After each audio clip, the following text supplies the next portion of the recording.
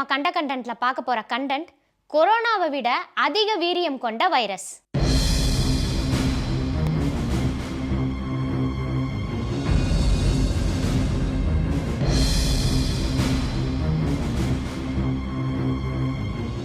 நம்ம இப்போ இருக்கிற காலகட்டத்தில் நிறைய புது வைரஸ்கள் பரவிட்டு வருது. கடந்த 2019ஆம் ஆண்டு இறுதியில் கொரோனா வைரஸ்னால நிறைய பேர் உயிரிழந்தது மட்டும் இல்லாமல் பொருளாதார ரீதியாகவும் பாதிக்கப்பட்டிருந்தாங்க. இந்த நிலையில கொரோனாவை விட அதிக வீரியம் கொண்ட வைரஸ் ஒன்று பரவிட்டு வருது.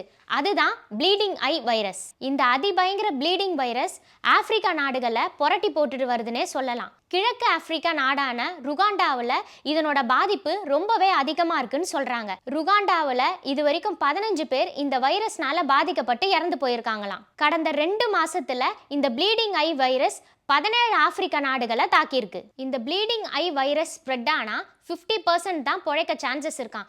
அதனாலேயே உலக சுகாதார மையம் இந்த வைரஸ் ரொம்பவே ஆபத்தானது அப்படின்னு குறிப்பிட்டிருக்கு. இந்த ப்ளீடிங் ஐ வைரஸ் தாக்கிடுச்சு அப்படின்னா 2லேருந்து 12 நாளைக்குள்ள நம்மளுக்கு சிம்டம்ஸ் தெரியுமா. Fever, headache, vomiting, body pain அப்படின்றதெல்லாம் இதோட ஜென்ரலான சிம்டம்ஸாக சொல்கிறாங்க. 3rd டேலேருந்து வாமிட்டிங், டயரியா, ஸ்டொமக் பெயின் ஏற்படுமா. இந்த தொற்று பரவி 5வது நாள்லேருந்து மோஷனில் பிளட் வர ஆரம்பிக்குமா.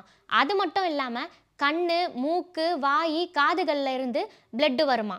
இதே சிம்டம்ஸ் ஃபாலோ ஆகி 9th டே உயிர் இழக்கிறாங்க அப்படின்னு கூறப்படுது. இந்த ப்ளீடிங் ஐ வைரஸ் ஒரு விதமான பழந்தின்னி வௌவால்கள்லேருந்து தான் பரவுதான். இதில் ஒரு சோகமான விஷயம் என்னன்னா, இந்த ப்ளீடிங் ஐ வைரஸுக்கு இப்போ வரைக்கும் எந்தவித வேக்சினுமே கண்டுபிடிக்கலையாம். இப்போதைக்கு நிறைய தண்ணியை குடிக்கிறது தான் இதுக்கு உண்டான ட்ரீட்மெண்ட்டாக சொல்லப்படுது. இதே மாதிரி இன்னொரு கண்டென்ட்டோட அடுத்த கண்டென்ட்டில் நான் உங்களை சந்திக்கிறேன்.